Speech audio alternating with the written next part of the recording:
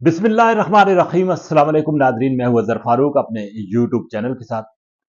Grand opposition alliance अगरचे बन तो रहा है, लेकिन इस पर अब कुछ तफुजात, कुछ खदशात सामने आने लगे हैं। बानी पीटीआई ने मौलाना फजल रहमान के 3 मुतालबात पर तफुजात का इज़हार कर दिया है। इसके मुस्तकबिल के हवाले से बात करेंगे। इसके साथ साथ chief justice supreme court justice जाया आफरीदी की इंतहाई अहम तरीन मुलाकातें हुई हैं पाकिस्तान तहरीक इंसाफ के साथ, वजीर आजम शहबाज शरीफ के साथ और वकला जो कम्युनिटी है सुप्रीम कोर्ट बार उसके साथ। इस पर भी बात होगी। ग्रैंड अपोजिशन अलायंस की तैयारियां तेजी के साथ जारी थी और ग्रैंड अपोजिशन अलायंस को हतमी शक्ल दी जा रही थी, लेकिन बीच में मौलाना फजल रहमान ने एक नया मामला खड़ा कर दिया है, नया मुतालबा रख दिया है, जिसकी वजह से अब यह बताया जा रहा है कि इस ग्रैंड अपोजिशन अलायंस के हवाले से, इसके मुस्तकबिल के हवाले से मुख्तलिफ सवालात उठना शुरू हो गए। मौलाना फजल रहमान ने यह शर्त रखी है कि ग्रैंड अपोजिशन अलायंस की सदारत उन्हें दी जाए।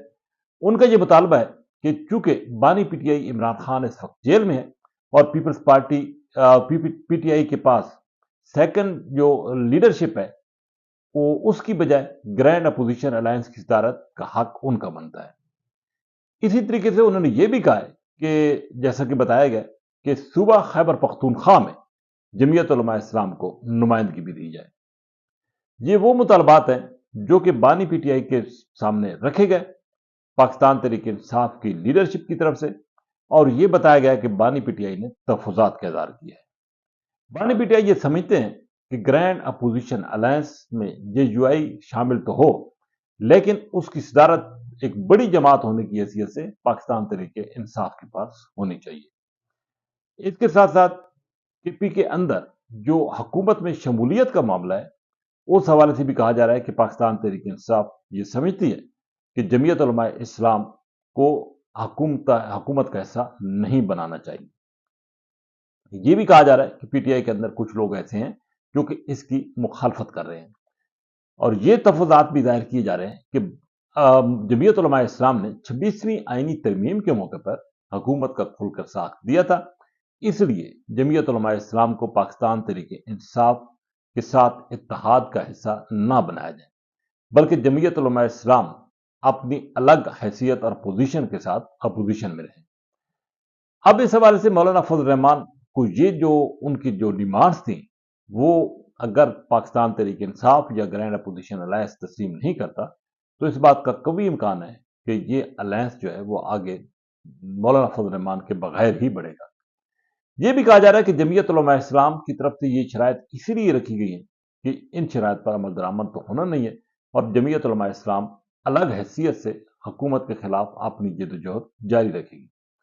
जमीयत उलमा इस्लाम ये भी समझती है कि सूबा खैबर पख्तूनख्वा में उसका असल मुकाबला पाकिस्तान तहरीक इंसाफ के साथ ही होगा, और इसलिए उसको पाकिस्तान तहरीक इंसाफ की अपोजिशन ही रहनी चाहिए। इसीलिए जमीयत उलमा इस्लाम की तरफ से ऐसे मुतालबात रख दिए गए हैं जिनका मानना पाकिस्तान तहरीक इंसाफ के लिए काबिल कबूल नहीं होगा। दूसरी तरफ अब यह भी कहा जा रहा है कि अगले हफ्ते अपोजिशन की तरफ से एक कुल जमाती कॉन्फ्रेंस का इनेकाद किया जा रहा है। अब देखना यह है कि हुकूमत को भी उसमें शमूलियत की दावत होती है या नहीं, और अगर हुकूमती इत्तेहाद जो इस वक्त मौजूद है उन जमातों को शमूलियत की दावत ना दी गई, तो ये बात बिल्कुल वाज़ेह है कि इस कुल जमाती कॉन्फ्रेंस की अफादियत जो है वो ख़त्म हो सकती है। चीफ जस्टिस सुप्रीम कोर्ट ने मुल्क के अहम तरीन मामला पर अपोजिशन के साथ साथ हुकूमत के साथ भी मुलाकातें की हैं। वजीर आजम शहबाज शरीफ की एक मुलाकात हुई, उसके बाद अपोजिशन जो पीटीआई के 7 रुकनी वफ्द पर मुश्तमिल था, उसने भी चीफ जस्टिस के साथ मुलाकात की है। चीफ जस्टिस सुप्रीम कोर्ट को पीटीआई के इस वफ्द ने बताया कि पीटीआई के अरकान के साथ और जो मुकदमात चल रहे हैं उनके हवाले से नाइंसाफ़ी हो रही है। बानी पीटीआई उनके अहलिया के केसेस नहीं लग रहे, और इसी तरीके से और पाकिस्तान तहरीक इंसाफ के साथ जो नाइंसाफ़ियाँ हो रही हैं, वो मामला सारा चीफ जस्टिस सुप्रीम कोर्ट के सामने रखा गया।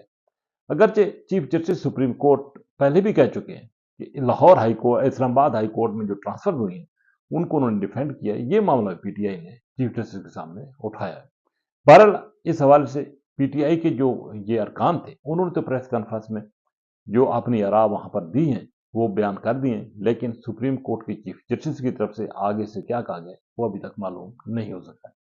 بہرحال ایک بات بالکل واضح ہے کہ سپریم کورٹ سمیت ہائی کورٹس میں جو تبدیلیاں آ چکی ہیں 26ویں آئینی ترمیم کے بعد ان میں کسی قسم کا کوئی رد بدل نہیں ہونا، اور ان پر عمل درآمد اسی انداز سے ہوگا جس طریقے سے پہلے اسلام آباد ہائی کورٹ میں سینئر ترین جج جو ہے ان کو پیچھے کیا گیا، اور لاہور ہائی کورٹ سے جو جج آئے تھے ان کو سینئر موسٹ ججز کا جو ہے وہ عہدہ دیا گیا، اور وہی مستقبل میں اسلام آباد ہائی کورٹ کے چیف جسٹس بننے جا رہے ہیں۔